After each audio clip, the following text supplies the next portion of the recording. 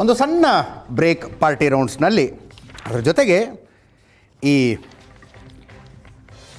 ಜೋಡೆತ್ತುಗಳಲ್ಲ ಕುಂಟೆತ್ತುಗಳು ಒಂದು ಸಣ್ಣ ಅಪ್ಡೇಟ್.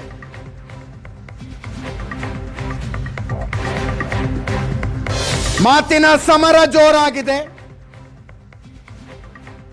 ಬಿಜೆಪಿಯವರು ಕಳ್ಳೆತ್ತುಗಳ ಅವರಿಗೆ ವೋಟ್ ಹಾಕಬೇಡಿ ಅಂದಿದ್ರು ಮುಖ್ಯಮಂತ್ರಿಗಳು. ಅದಕ್ಕೆ ವಿಪಕ್ಷ ನಾಯಕ ಆರ್ ಅಶೋಕ್ ಕೌಂಟರ್.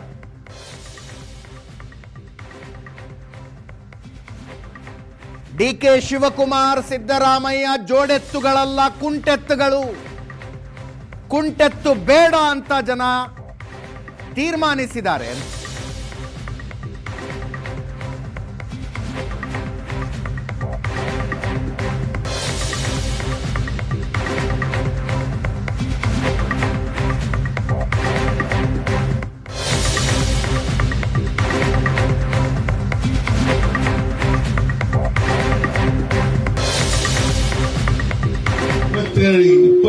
ಇಸ್ವಿ ವಿಧಾನಸಭಾ ಚುನಾವಣೆ ಬರ್ತದೆ, ಮತ್ತೆ ನಾವೇ ಗೆಲ್ತೀವಿ.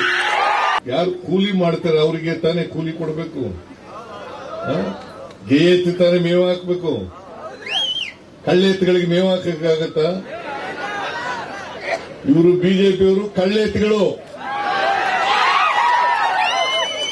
ಅದರಿಂದ ಅವರಿಗೆ ವೋಟ್ ಹಾಕೋದಕ್ಕೆ ಯಾವ ಕಾರಣಕ್ಕೂ ಕೂಡ ವೋಟ್ ಹಾಕಬಾರದು.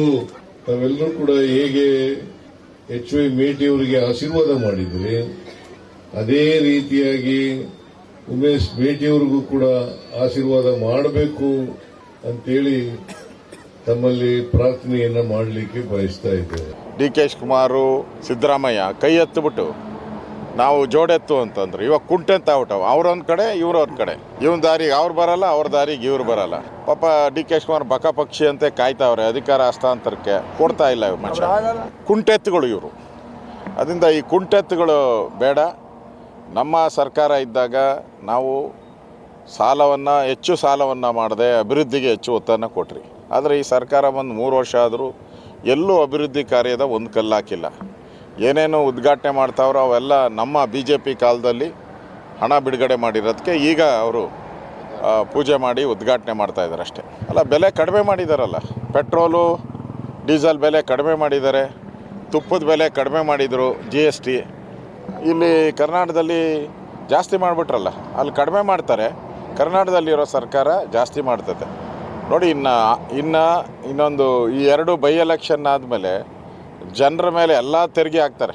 ಪೆಟ್ರೋಲು, ಡೀಸಲ್ಲು, ಏನೇನಿದೆಯೋ ಎಲ್ಲದರ ಮೇಲೂ ತೆರಿಗೆ ಶುರು ಆಗ್ತದೆ. ಮಾರಿ ಹಬ್ಬ ಶುರು ಮಾಡ್ತಾರೆ.